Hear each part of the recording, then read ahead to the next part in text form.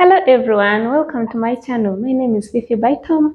Today's video is for people who would like to visit the United States. Mostly if you have a partner in the United States and would like to go and see him or her and you're wondering what visa you could apply for, this video is for you. Please pay attention to every detail and let's do this.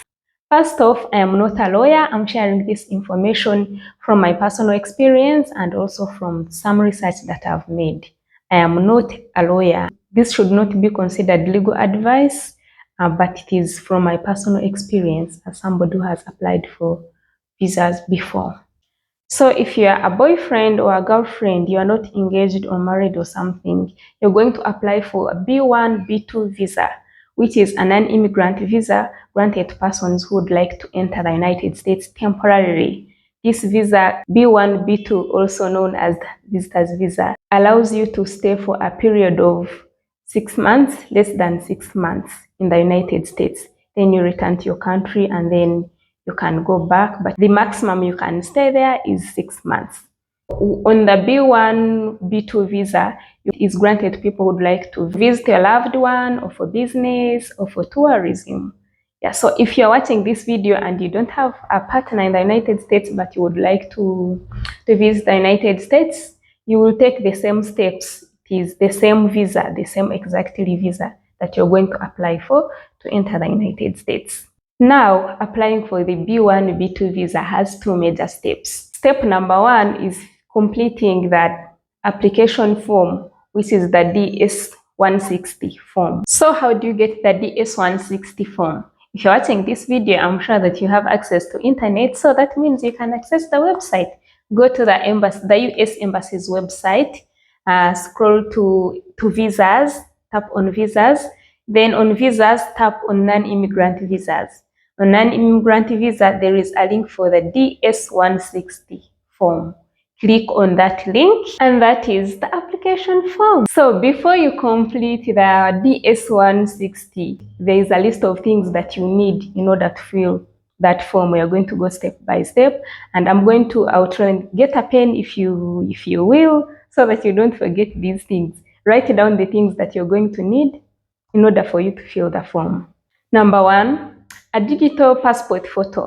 Your passport photo must meet the Department of State's image requirements. Please note that if you put a wrong one, wrong size, and does not qualify, it will be denied. You're actually going to need this at the end of the application, not at the beginning, but you need to have it ready. So go to the studio, take the application. Usually the embassy have studios that they recommend that take the photos that are accepted by the embassy. So those of you in Kampala, I can recommend certain studios that take those photos, passport photos. Yes. So have that in your computer before you start filling. And then towards the end of the application, they are going to ask you to put it in. So that comes last, but I had to say it first so that you get prepared, because you don't just get it when you are seated in and filling the application. The rest of the things that you need, you may have them in your house, wherever you are, or at your office. Number two, you need documents about your personal information. That will be the number one on filling the application. Personal information, that is the national identity card, if your country offers those. If it is not, you check it does not apply. There will be options for you. You check does not apply. If it applies, then you tick, and then you put the information on your national ID that is required. Then your passport, your valid passport.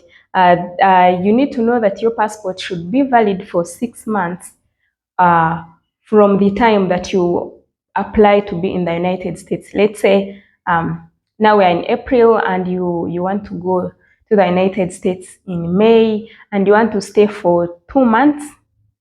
Your passport should be valid for 6 months after those 2 months of you entering the United States. So basically 8 months. Yeah, so make sure that your passport is valid 6 months after your time of being in the United States.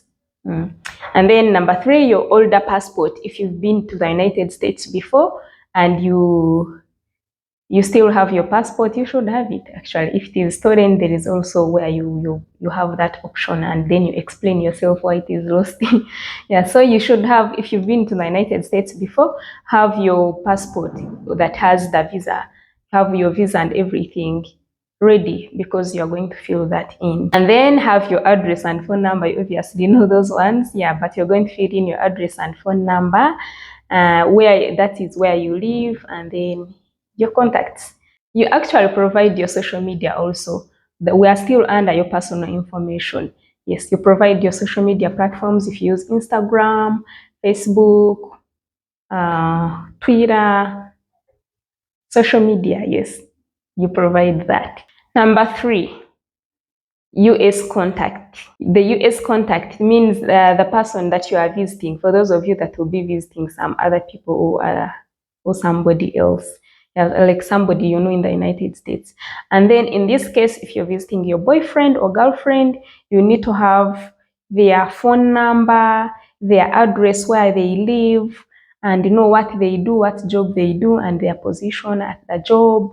If your US partner is the one that is going to be sponsoring you, then you're going to need their bank statements. Yeah. Then number 4, information about your family. You should have your parents' ID if they are alive, or if they are deceased, there's also an option to check they are deceased. So you have information about your father, your mother, and you have their national ID information, what they do, and their address, like where they live. That is number 4, the information about your family. Actually, they'll ask, or also you fill in if you have siblings, how many, or are you the firstborn, lastborn, thirdborn, something like that. Yeah, so have all that in mind before you start filling. And then number 5, your resume or CV, what some people call CV. So here you will put in your information about where you went to school, high school, college, wherever you went to school. And if you did not go to school, it's okay. It doesn't matter. This visa is not granted to only people who are educated. No, even if you didn't go to school, it is okay. One thing I beg of you is not to lie. Please and please make sure that you put in the correct information at all times. Do not lie about anything, because you will get caught, and the consequences are not good. Please make sure by all means that you do not lie, speak the truth. So put in your education, where the schools you went to, that's number 1. Then number 2, you will talk about your job if you're working. Put in your job address where you are working. They'll ask actually where you've worked for the last five years. So you have to put in information from your previous workplaces, and the bosses, their phone numbers, and the address of that job, your office. Yeah. So from, like, let's say the last 5 years to up to where you are now, where you are working right now, you also put in the information about your job, what you do, your job position, the company you work for, the address, and your boss's phone number, and the company's address and phone number. That is number 5. Then number 6, security and background. Security and background is a large topic. I think you are going to spend a lot of time here. Actually, filling this application took me like almost a week. Yeah, so if it takes you time, do not worry, do not feel bad, because it is time consuming. Like, there is a lot that you have to do, and like your brain gets tired at some point. So what you do, always save. If you feel like you are worked out and you can't do anymore, save. Click on save. Always save wherever you've reached, whatever step you've reached on. There is always the option for saving, and then when you return, you will continue. When you return to continue your application, you put in your confirmation number, and then it will bring you the information where you had reached. Yeah. So always save, and then you can come back another day, or go to work and then something else, and then you can continue later. Yeah, it is time consuming. We were at number 6. Number 6 is security and background, where you are going to spend a lot of time, because there are so many questions there. So security, they ask you to talk about if you have any illnesses that are a threat, or if you have any criminal record, or if you have all of those things, and if you have ever been to jail. And this should not scare you that if you've been to jail that you cannot apply. No, you can apply, but you should have information about clearing your name and all of that.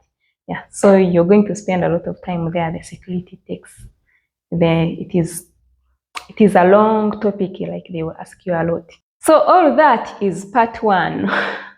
All that is part one. Once you're done with that, there is a part where you will swear that everything that you've said above is true, which is where you have to say the truth. Make sure by all means you say the truth. Because if you lie and you reach at the interview, they ask you something and then you say something else and not the same as what you said there, what will you do? Yeah, so always say the truth. You may not remember to lie what you lied here, because it is a lot.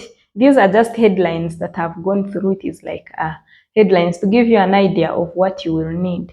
But it is like when you start filling the application, it is a lot that you fill in. It is a lot of information. So if you lie somewhere, you may not remember to lie there, which is actually, lying is not good in general.